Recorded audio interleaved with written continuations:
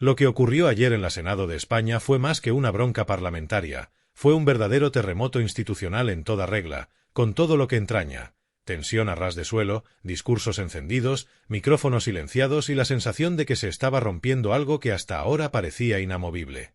Porque cuando Pilar Alegría subió al atril, vestida con la solemnidad que este tipo de comparecencias exige, parecía que se trataba de una intervención más de control al gobierno. Pero pronto todo cambió. Su voz fue apagada, su turno arrebatado, y lo que vino después fue un auténtico estallido de caos y reproche. La escena arrancó con un aire de normalidad. Los senadores, el público, los medios acreditados, todos esperaban la típica sesión en la Cámara Alta, el protocolo habitual. Pilar Alegría tomó la palabra tras la formulación de la pregunta, preparada con el guión habitual, los datos, la retórica y la promesa de responder como corresponde.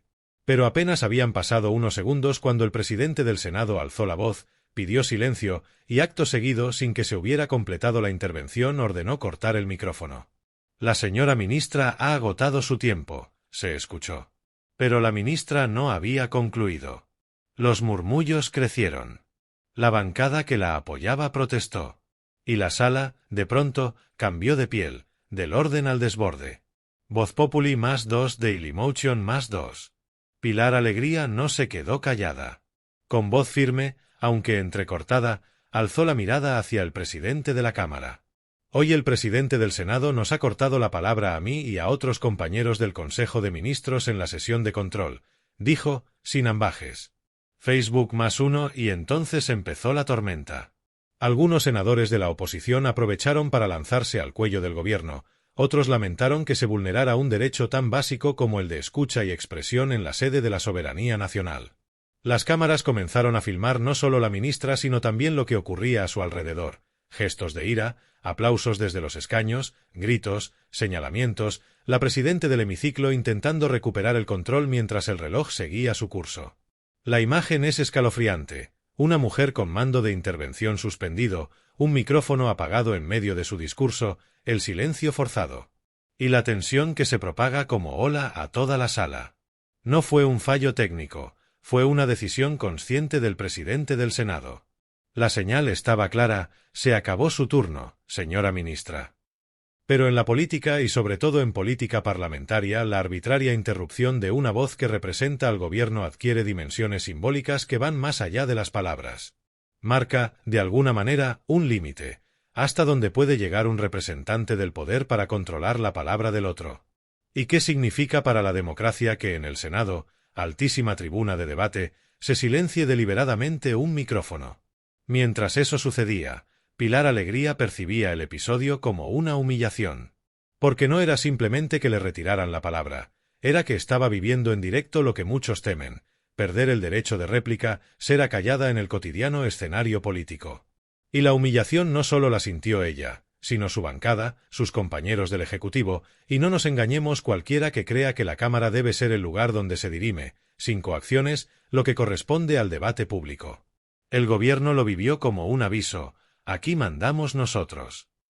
La oposición lo registró como victoria: hemos logrado tensar el terreno. Pero la humillación tiene matices. Pilar Alegría, consciente del simbolismo, se levantó no solo para acusar sino para reivindicar. Reivindicó que el micrófono no se corta arbitrariamente sino cuando el turno ha concluido formalmente, que la palabra del gobierno merece respeto aunque sea el partido del gobierno quien responda. Subrayó que las reglas del juego parlamentario no son neutras solo porque están escritas. Lo que importa es que se respeten, que cada uno tenga su voz y que el debate sea auténtico. Y en ese momento cambió la mirada de los presentes. Ya no había solo una ministra, había una que había sido objeto de un gesto público que rebasaba lo rutinario. Algunas voces internas del Senado se apresuraron a matizar que el procedimiento está previsto en el reglamento, que los presidentes de Cámara tienen la facultad de ordenar el silencio cuando el tiempo se agota, que el orden del día exige disciplina. Y en parte tienen razón. El reglamento fija tiempos, intervenciones, réplicas, contrarréplicas. Pero la forma en la que esto se ejecutó, ¿con prudencia?, ¿con proporción?, dejó mucho que desear. Porque en el fondo, la política no solo es la letra del reglamento sino también el espíritu que lo sostiene: el debate, la controversia, el respeto a la Cámara, la confianza en que ninguno de los actores se vea reducido a mero invitado silente en su propio turno. El presidente del Senado, que, por cierto, ha tenido que dirigir sesiones tensas en esta legislatura, tomó la decisión. Y la decisión provocó la reacción. El debate se enardeció. Diputados, senadores, se levantaban, compañeros del gobierno protestaban desde las filas, y en medio de todo, Pilar Alegría mantenía la compostura. No era ya un acto de reproche personal, sino una declaración simbólica. Porque cuando se corta la palabra en el Senado se corta mucho más que un discurso. Se corta la transparencia, se corta el control, se corta la idea de que todos los que acuden a esa tribuna pueden ser escuchados. Se encendieron los focos mediáticos.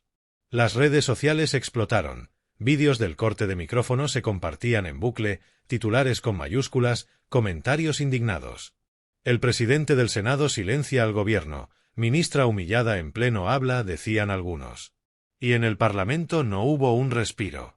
La indignación no fue aislada. La bancada del gobierno pidió explicaciones. La portavoz de su grupo solicitó abrir un expediente. La oposición lo celebró como una muestra de autoridad ante un ejecutivo que, decían, se ha vuelto omnipresente. Pero en el fondo todos lo supieron. Algo se ha roto. Algo que solo se repara si hay reconocimiento o cambio de tono. La sesión continuó. Claro. La agenda no se detuvo. Pero la sombra del episodio ya colgaba encima. Cada intervención fue medida contra ese momento. Cada senador revisó su turno con la conciencia de que la palabra ya no fluía solo por la razón, sino también por la fuerza. El Senado ya no era escenario neutral. Se había revelado como territorio de confrontación, donde incluso el gobierno puede ser acallado, donde el micrófono no es garantía de voz sino de permiso. Y esa idea puso a muchos en alerta. Pilar Alegría, por su parte, no empleó arrebatos vulgares, evitó el insulto directo, mantuvo la dignidad. Pero su tono se volvió más firme, más directo. Habló de derechos, de transparencia, de institucionalidad. Y al hacerlo, generó un contraste evidente. La ministra vulnerada frente a un presidente del hemiciclo que ejerce un poder que muchos sienten excesivo. No deja de ser curiosa la paradoja. Ella es parte del gobierno, la ecuación de quien sostiene el poder, pero en ese momento fue reducida a la condición de vulnerabilidad parlamentaria. La escena tendrá consecuencias, seguro. Porque los partidos no olvidan. Los grupos parlamentarios meditan este tipo de acciones. Y para Pilar Alegría es un punto de inflexión. Hoy ha sido humillada, mañana puede decidir que no volverá a permitir que eso ocurra sin que haya consecuencias. Y el Senado, por su parte, debe preguntarse mucho más allá de los reglamentos. Debe preguntarse qué mensaje lanza a los ciudadanos el que en un pleno control al gobierno se apague el micrófono de un miembro del Ejecutivo en cuanto su discurso resulta incómodo. Para quienes valoramos la tradición parlamentaria, el debate público, el prestigio de las cámaras, lo sucedido es una herida. Porque la política siempre ha sido ese viejo arte de la palabra, del discurso, de la razón expresada frente a la razón. Y cortar la palabra es negar el arte. Es apostar por la impostura, por el silencio que no es acompañamiento sino imposición. Y aunque los tiempos cambien, y aunque la forma de hacer política se renueve, sigue siendo válido aquello de que al hombro de quien habla debe colgar el respeto, de quien escucha, el silencio atento. Ayer, el silencio fue impuesto, y el respetado fue silenciado. ¿Y ahora? Pues ahora vendrán los ecos, ruedas de prensa en los pasillos del Senado, comunicados, posibles peticiones de comparecencia del presidente de la Cámara, una posible reprobación o una sesión extraordinaria. Seguramente, los servicios jurídicos internos revisarán el reglamento, los tiempos, los micrófonos, el protocolo. Y la opinión pública seguirá mirando con escepticismo. Porque ver a una ministra en pie siendo silenciada reviste un simbolismo poderoso. Se abre la pregunta de si la democracia española está preparada para soportar momentos en los que el poder parece erigir un muro ante sus críticos, o incluso ante sus propios miembros que deberían tener voz. Las caras lo decían todo. Unos senadores consternados, otros sonrientes, cámaras grabando cada impertinencia, cada mirada de reproche, cada mensaje implícito de aquí se decide quién habla y quién no. El Senado había dejado de ser cámara para convertirse en escenario de contienda. Y no mera contienda entre partidos, sino contienda institucional entre el gobierno y la Cámara que tiene la función de controlarlo. La ministra se marchó del hemiciclo con una expresión que dejaba mezcla de indignación y determinación. No era sólo la humillación del momento, era la semilla de lo que puede venir. Porque quien se siente humillada no sólo recuerda el agravio, también prepara la respuesta. Y si la tradición parlamentaria tiene una virtud es que sabe que los golpes simbólicos marcan el antes y el después. Lo que ayer fue micrófono cortado, mañana puede ser la exigencia de que nunca vuelva a ocurrir. Para la ciudadanía, que observa con los pies en el suelo, el episodio fue una bofetada. Ver que en una Cámara que representa al pueblo se priva a un representante del pueblo de la palabra es un problema. No solo porque es una ministra silenciada, sino porque es un parlamento reducido a espectador de sus propias normas. ¿Qué confianza queda cuando la palabra ya puede ser retirada en mitad de su discurso? ¿Qué legitimidad tiene un hemiciclo que parece más teatro que espacio de libertad de expresión? Y en la tradición de la que hablamos, de la política entendida como vocación de servicio, de las tribunas que han sido templo de la palabra y del debate, ayer se fracturó algo. No se puede obviar. No se puede seguir como si nada hubiese pasado. Porque la política no es sólo hacer cuentas o presentar proyectos, es también dejar que todos los que comparecen puedan hablar, puedan defender, puedan confrontar. El micrófono es la herramienta de la democracia, y cuando se apaga de forma brusca se apaga también parte de esa democracia. Con todo ello, queda un halo de esperanza. Quizá esto impulse a revisar protocolos, a reforzar el derecho de palabra, a dotar a las cámaras de una vigilancia mayor sobre cómo se ejercen esos poderes de moderación que, en teoría, existen para garantizar el orden, no para imponer la voz del presidente. Pilar Alegría lo ha vivido. La hemos visto y la hemos escuchado, o al menos lo intentamos, y ese testimonio no se borra. Y para el resto, esto es un aviso. No basta con estar sentado en un escaño o asumir la investidura. La voz debe fluir. Cuando no fluye, se estanca la política. Y así, mientras la sesión se diluía hacia otras preguntas, otros ministros, otros incidentes, la imagen de Pilar Alegría con el micrófono silenciado quedó en la memoria de muchos. Una imagen que tal vez mañana se convierta en símbolo de un punto de inflexión.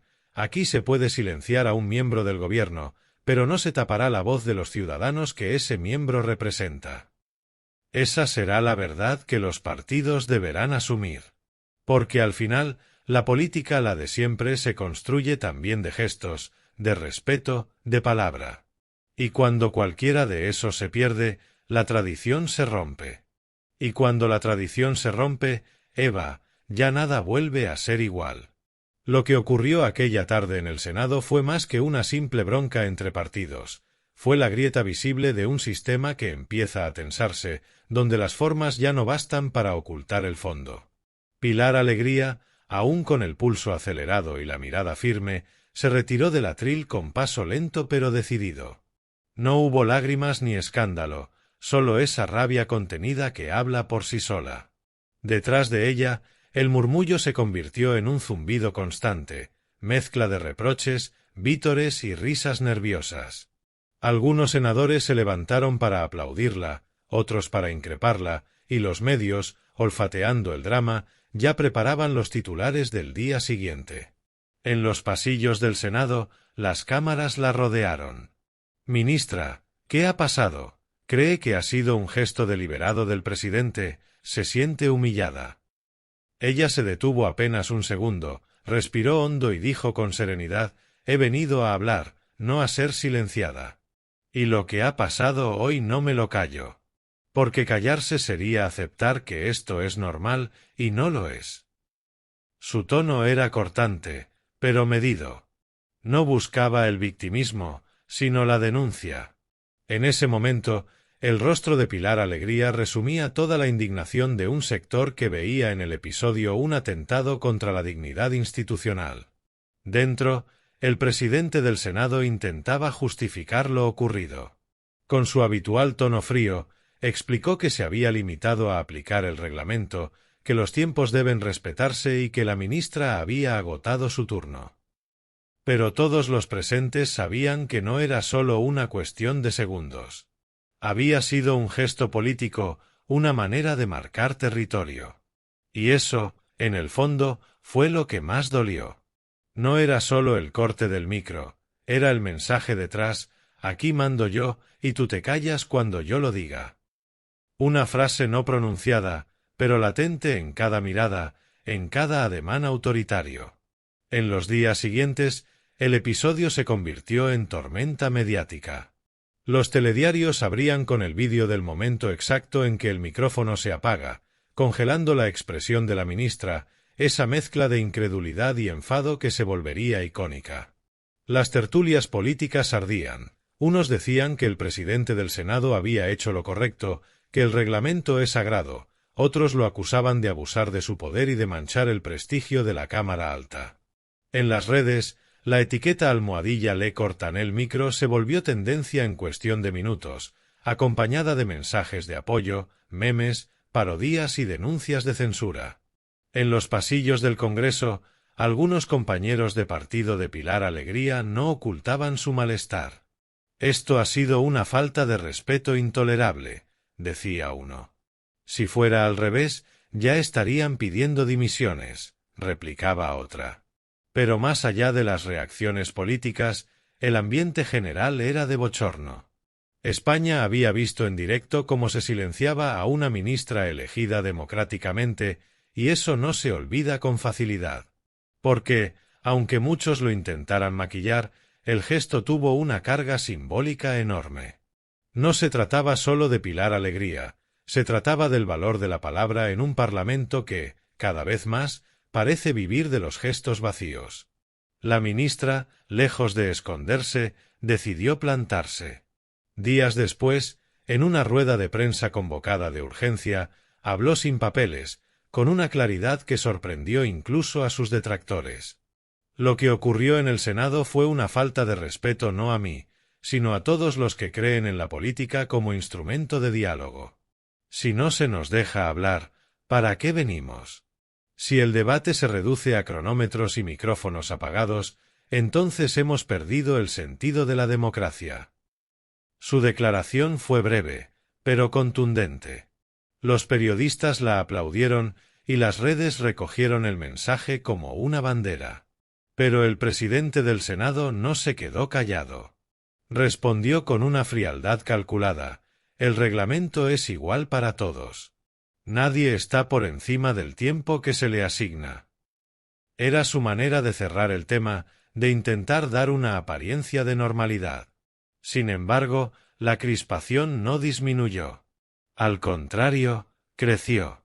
Los grupos parlamentarios se enzarzaron en una discusión interminable sobre los límites de la autoridad del presidente.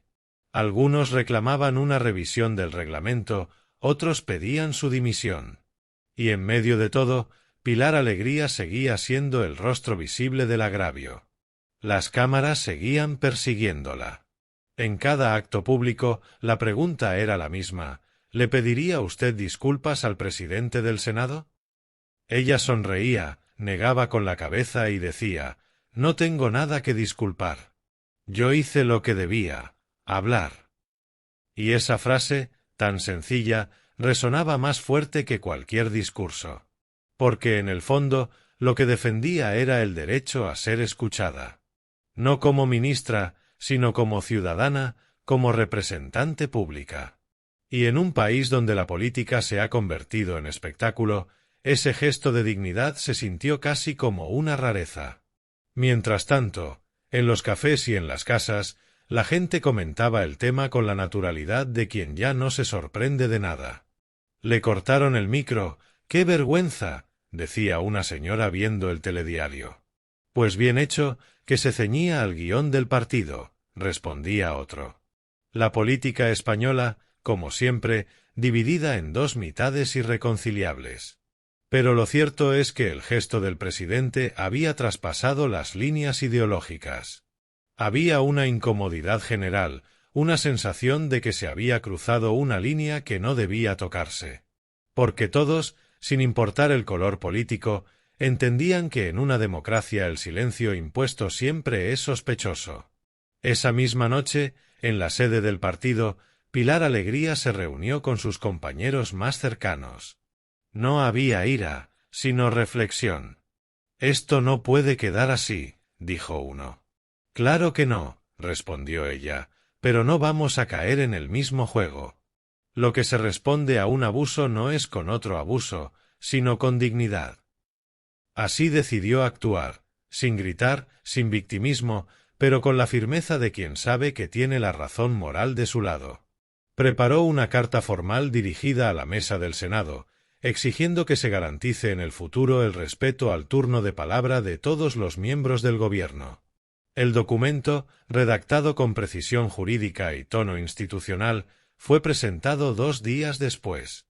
Y aunque muchos creyeron que quedaría en papel mojado, no fue así. El gesto tuvo eco. Incluso algunos senadores de la oposición admitieron en privado que la escena había sido desagradable y que quizás se les fue la mano. En la política, esas admisiones no suelen ser públicas, pero el hecho de que existieran ya era significativo. La presión mediática siguió creciendo. Programas de debate, columnas de opinión, artículos en prensa internacional, todos recogían el mismo titular: tensión en el Senado, cortan el micro a una ministra en pleno discurso. La imagen de Pilar Alegría, congelada en ese instante de incredulidad, circulaba como símbolo del deterioro del diálogo político en España. En las semanas siguientes, el Senado intentó recomponer su imagen. El presidente, visiblemente incómodo con la polémica, adoptó un tono más conciliador en las siguientes sesiones. Pero el daño ya estaba hecho. Cada vez que un micrófono fallaba o una intervención era interrumpida, el público recordaba aquel día. La herida seguía abierta.